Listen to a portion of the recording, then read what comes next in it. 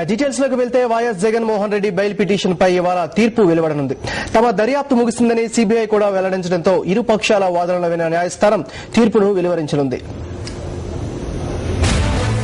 Supreme court సూచన మేరకు గడువు ముగియడంతో వైఎస్ జగన్మోహన్ రెడ్డి బెయిల్ కోసం చేసుకున్న దరఖాస్తుపై మరికొన్ని గంటల్లో తీర్పు వెలువడనుంది. బెయిల్ పిటిషన్పై ఈ నెల 18న ఇరు పక్షాల వాదనలను విన్న న్యాయస్థానం తీర్పు సోమవారానికి వాయిదా వేసింది. సీబీఐ దర్యాప్తు పూర్తయినందున వైఎస్ జగన్మోహన్ రెడ్డికి బెయిల్ మంజూరు చేయాలని జగన్ తరపు న్యాయవాది కోర్టును కోరారు. దర్యాప్తు పెండింగ్ లో ఉందని సీబీఐ కోర్టు, హైకోర్టు, సుప్రీంకోర్టు గతంలో బెయిల్ నిరాకరించిన విషయాన్ని గుర్తు చేశారు. బెయిల్ అనేది ప్రాథమిక హక్కు అని, వ్యక్తిపై ఆధారపడి బెయిల్ నిరాకరించడం తగదని చెప్పడంతో పాటు విచారణలో తనను తాను డిఫెండ్ చేసుకునేందుకు నిందితుడికి బెయిల్ మంజూరు చేయొచ్చంటూ సుప్రీంకోర్టు గతంలో ఇచ్చిన తీర్పులను జగన్ తరపు న్యాయవాది వాదనల సందర్భంగా ప్రస్తావించారు.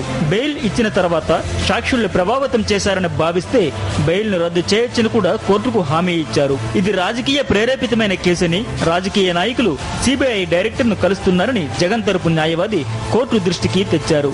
ఏ ప్రాతిపదికన శిక్ష విధించమని కోరుతున్నారో అర్థం కావడం లేదని విచారణ సందర్భంగా న్యాయవాది వివరించారు. వాదనలు పూర్తయినందున కోర్టు వెలువరించే తీర్పుపై సర్వత్రా ఉత్కంఠ నెలకొంది.